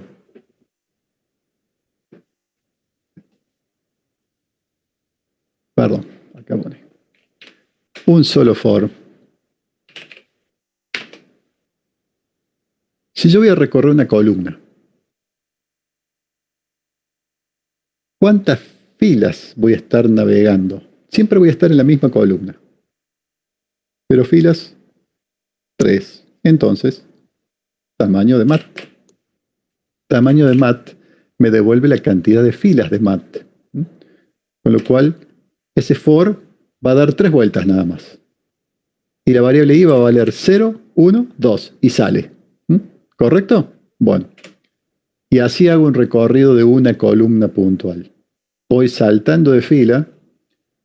A lo Donkey Kong cuando se descolgaba, no, nadie conoce el Donkey Kong acá, no sé qué estoy diciendo, pero cuando se descolgaba del piso de arriba, que venía bajando piso por piso. Bueno, así. Bueno, imagínense el Donkey Kong descolgándose cuando se le venía encima, o peor, vamos más atrás, Diego, el Popeye, cuando se te largaba Brutus. Bueno, eso mismo vamos a estar haciendo ahora. Vamos a ir a la fila de arriba, en la columna, la que me diga el usuario, y me voy a ir descolgando, solo que bien vertical, o sea, no me voy a ir cruzando. Bien vertical, siempre sobre la columna, la que me diga el usuario, la que venga acá por parámetro -1. En esta columna, siempre en esa columna, me voy a ir descolgando de arriba para abajo en la matriz. Eso es lo que hace ese for. Bueno, entonces, ¿qué voy a ir acumulando? Acumulador total más igual mat. Bien. En estas dos, ¿cuál cambia y cuál queda fija? Pregunta, chicos. ¿Cuál cambia y cuál queda fija con el mismo valor? Y cambia. La primera, correcto. Y la que queda fija es columna porque yo no me muevo de columna, sino que voy bajando de fila en fila. Y para el que no tenga idea de ninguno de los dos juegos que mencioné, estaría bueno que lo vean porque es el ejemplo perfecto. Solo que hagan de cuenta que el mono se descuelga bien vertical y no que se mueve para el costado. Bueno. Return. Acumulador total. La función está. A nosotros solo nos falta validar que el usuario me cargue un mes válido. Y que la matriz exista ya lo validamos. Sí, ya lo validamos. Le tenemos que pedir acá al usuario que le tenemos que pedir un mes, que nos cargue un mes. Y tenemos una función en mis funciones que es cargar entre. Entonces la vamos a usar. Creo que no le puse el import. Vamos a agregar acá. From mis funciones import cargar entre. Y eso vamos a usar para validar. Entonces, acá ingrese la cantidad de gasto. El otro mensaje que le vamos a poner es ingrese el mes a sumar o a totalizar. Cargar entre 1 y 12 y el mensaje ingrese el mes a totalizar. Y ahora llamamos a la función menú 6, le pasamos mat, que existe, porque si no esto me hubiera dado verdadero, y yo no estaría en este else. Le pasamos mat, y le pasamos el mes, que era el segundo parámetro que teníamos acá. Pasó el mes, que ya la función cargar entre me garantizó de que está entre 1 y 12. Y esta función me devuelve un resultado. Así que lo guardo, es el total. Total igual a tanto y lo muestro. Lo muestro y al usuario le digo el total del mes. Y acá, a ver, el mes. Vamos a armar no con comas, sino que vamos a concatenar. El mes lo cargo cargo un número, así que str, mes. Más, es, y ahora sí coma. No, podría concatenar también. Pero si concateno hay que convertir a string. str del total. Y ya que estamos, vamos a hacer un round de total, coma 2. O sea, ¿qué estoy haciendo acá? Un round para que me redondee a 2 decimales. A eso lo convierto a string porque si no, no lo podría concatenar. Recuerden que si usan el más para concatenar, tanto a izquierda y a derecha del más, tiene que ser string. Este es un string, este es un string porque lo estoy convirtiendo a string, este es string y este pasa a ser string. Noten un detalle, hay que redondearlo mientras todavía es un número. Por eso llamé primero a float y después a str. Si estas funciones estuvieran al revés, fallaría. Porque cuando yo quiera hacer un round de un string, me va a dar un error. Bien. Vamos a probar este último ítem, entonces. Está viendo el chat, que no de 0. No puede dar 0 por lo que dice ahí, y porque ya teníamos controlado. Fíjate que la matriz debe existir. Y la matriz solo puede existir si el archivo existe y además tiene algo. Porque si está vacío, no podemos armar la matriz. Con lo cual, algo va a haber. Algo va a haber. Bueno, última prueba y ya cerramos, recontrapasamos, pero bueno, para los repasos de parcial vale esto. Más vale hacerlo completo. El parcial, como les decía, va a ser muy parecido a esto. ¿Tenemos archivo? A ver. Sí, tenemos un archivo. Entonces ya puedo armar la matriz. Voy a intentar ir al menú 6 sin armar la matriz. Ahí me detecto de que primero debe generar la matriz. Bueno, armo la matriz. Listo, la matriz ya se hizo. No se mostró nada porque eso les queda para ustedes. Y a ver, qué datos tenemos en el archivo. Estos son los datos del archivo. Lo reitero acá. A ver, mostrame los datos del archivo. Tenemos del mes 1. Miren, del mes 1 y 4 para acumular. Qué casualidad. Bueno, y yo entonces le digo que me totalice el mes 1. Estamos hablando de 3992.56 más 3115.35 más 4210.19 más 3221.97. Ahí está el resultado. 14.540.07. Y le pido para el mes 1. Te puede dar 0 si le pido un mes que no tenga nada, pero no importa que esté en 0. O sea, mira, no había datos para el mes 8. Para el mes 8. Perdón, qué pavo. Estuve sumando los de la segunda columna son sucursales, no meses. Qué idiota. Los meses están en la primera columna de esas dos. Perdón. Acá hay uno que se repite. El 6 también. Bueno, sumo el 11. Qué idiota. Estuve agrupando por sucursal en vez de agrupar por mes. 31.15.35 más 42.10.19. Esos son los dos valores para el mes 11. Bueno, ahí lo comparamos, entonces lo dejamos ahí en el chat, Paola. Está bueno que hayas calculado el resultado. El resultado de la otra es 7325. Si pongo un mes que no tiene nada, por ejemplo, acá el mes 5 no está en la lista. No hay datos del mes 5. Entonces, si yo ahora pongo totalizar los gastos un mes y le digo, tráeme el mes 5, me va a decir 0. Ahí está. El total del mes 5, faltaría un espacio ahí. Bueno, el total del mes 5 es 0. No pasa nada, ningún problema, que sea 0. Y ahora vamos a probar los otros. Totalizar un mes. Vamos al 11, que es el que hice yo. ¿Cuánto me dice? 7, 3, ¿dónde quedó? Con 54. Perfecto. Vamos al que pasó Paola.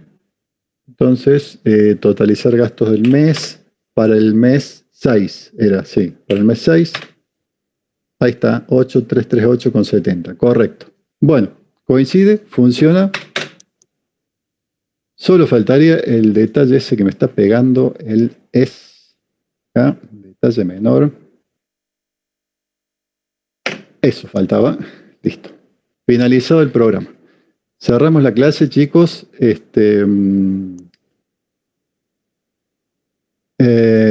Así que bueno. Perdón. Le subo ahora este archivo autogestión. Se lo subo a recuerdan que le ponía, el único archivo que yo cambié fue el S24E03. Tanto clases como mis funciones no los tocamos. Así que a ahora yo le cambio el nombre para que ustedes tengan las dos versiones. La versión cuando empezamos la clase y ahora la versión cuando terminamos la clase, que es con la solución hecha y se va a llamar _post.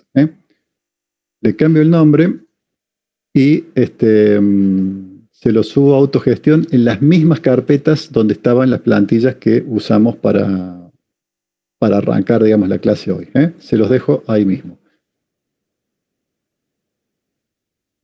Materiales adicionales y agregamos acá mismo. Para K5 y para el K7.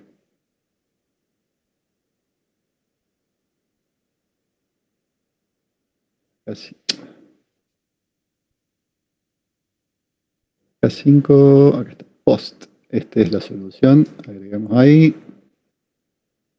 Listo, en K5 ya está. Recuerden que esto está en la semana actual.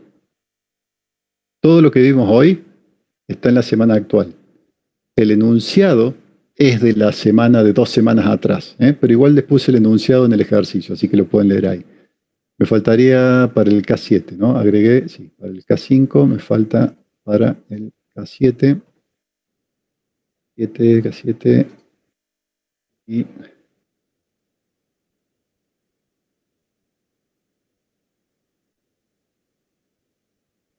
cambios. Listo, pre y post. Bueno, gente, a ver qué pregunta había ahí. Bueno, el viernes Lucas. Rendir libre, no piensen en rendir libre. Sí, se habilitó de rendir libre, pero imagínate el terrible final que te van a mandar si caes a rendir libre. Te conviene toda la vida rendir como alumno regular.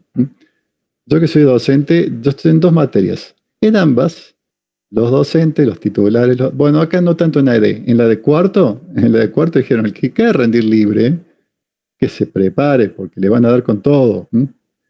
Acá no vi que todavía sea esa política, pero obviamente va a ser un final más difícil si caen a rendir libre. No cuenten con eso, si la materia es fácil de regularizar. Tienen 1.000.000 de recuperatorios y opciones. Y combinaciones de notas de parciales para regularizar. A ver qué pregunta es: a la hora de importar, si se puede hacer en una fila, import random. Esa pregunta es más para el Fede. Diego, ¿estás acá todavía? Yo no he probado. A ver, no hice la prueba. Cuestión de hacer la prueba. A ver si se puede importar. Pregunta si se puede poner un solo import e ir enumerando clases con coma. A ver, vamos a probar. No recuerdo, capaz que sí. Yo nunca hice la prueba. A ver. Sí, parece. Acá hay una PEP múltiple. Ah, no. Rompe PEP 8. Mira vos.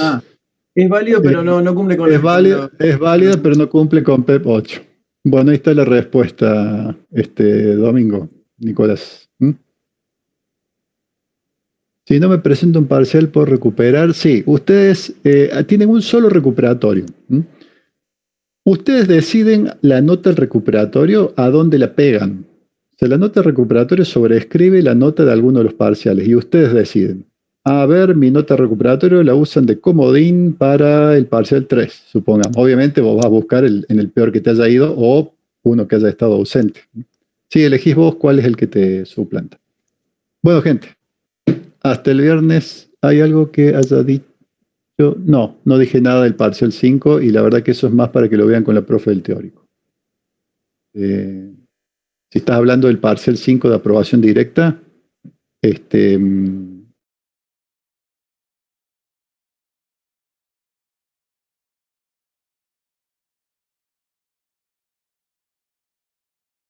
cuando el recuperatorio, tendría que fijarme.